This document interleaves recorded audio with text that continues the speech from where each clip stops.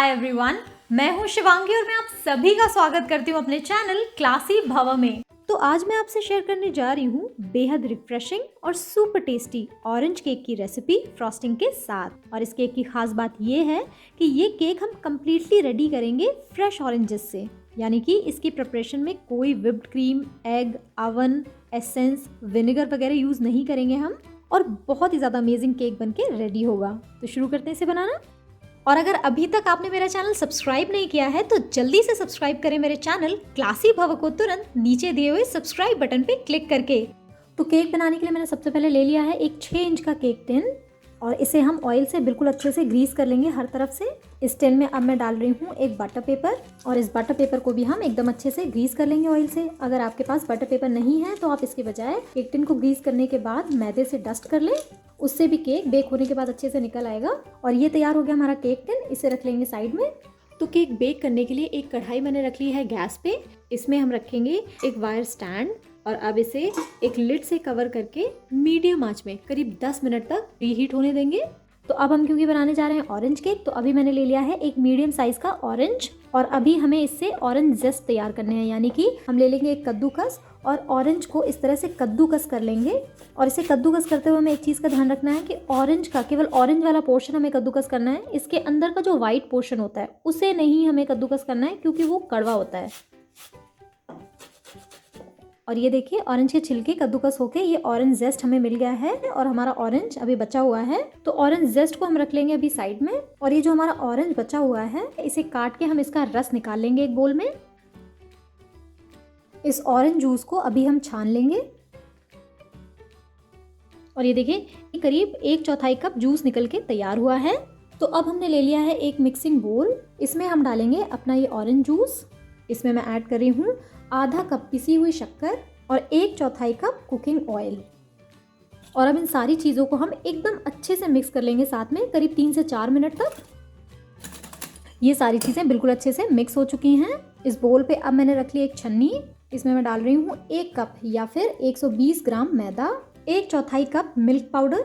ये milk powder डालना बिल्कुल ऑप्शनल है, अगर आपके पास हो तो आप इस्तेमाल करें, अदरवाइज आप इसे अवॉइड भी कर सकते हैं। 1 चम्मच बेकिंग पाउडर, 1/4 चम्मच बेकिंग सोडा, और बहुत थोड़ा सा यानी कि करीब 1/8 टीस्पून नमक।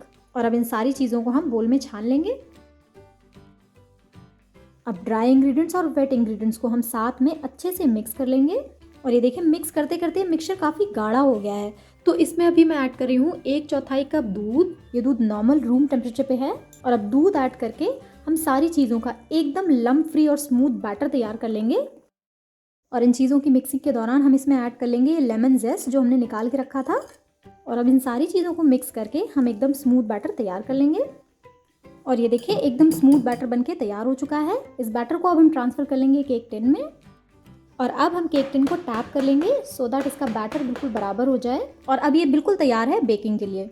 और अभी तक हमारी कढ़ाई भी एकदम अच्छे से प्रीहीट हो चुकी है। तो अभी हम इसका लिड हटाएंगे और केक टिन को इसके अंदर ट्रांसफ़र कर देंगे, वापस लिड लगा लेंगे।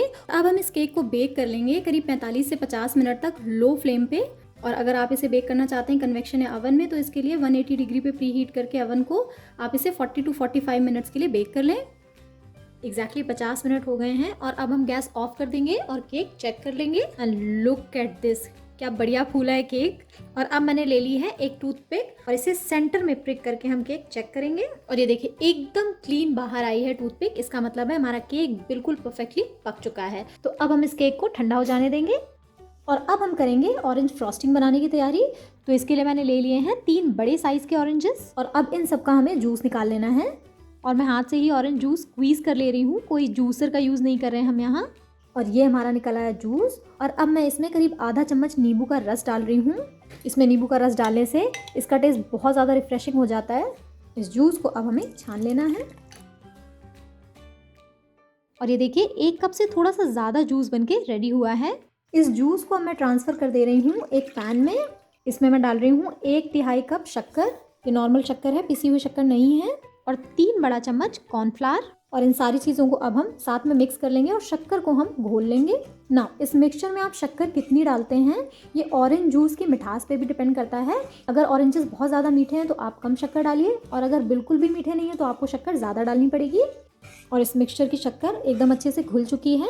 अब हमने इस मिक्सचर को ट्रांसफ़र कर लिया है हीट पे और अब लो से मीडियम हीट पे पकाते हुए हमें इसे गाढ़ा करना है और आपको इसे कॉन्स्टेंटली चलाते रहना है पकाते हुए, अदरवाइज़ नीचे लगने लगेगा कॉर्नस्टार्च की वजह से या फिर इसमें गांठें पड़ने लगेंगी, वो हमें बिल्कुल भी नहीं चाहिए।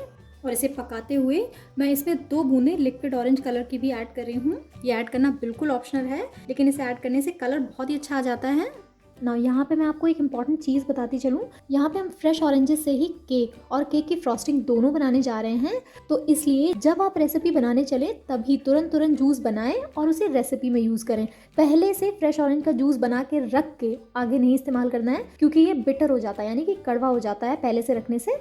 और ये देखिए हमारा ऑरेंज ग्लेज बनके बिल्कुल तैयार हो चुका है। और अभी आप इसकी थिकनेस देखिए, ये इतना गाढ़ा है। तो इस स्टेज में अब हम फ्लेम ऑफ कर देंगे और इस ऑरेंज फ्रॉस्टिंग को हम पहले पैन में चलाते हुए ही हल्का सा ठंडा करेंगे। और अब हम अपने इस ऑरेंज ग्लेज या ऑरेंज फ्रॉस्टिंग को छान लेंगे। वैसे तो हमारा ऑरेंज ग्लेज ऑलरेडी बहुत ज़्यादा स्मूथ है, बट एक बार छान लेने से अगर इसमें बाई चांस कोई भी बबल्स बचे हैं तो वो भी निकल जाएंगे। और ये देखिए हमारी बहुत ही अच्छी shining and smooth orange frosting बनके बिल्कुल रेडी है और हमारा केक अब तक ठंडा हो चुका है।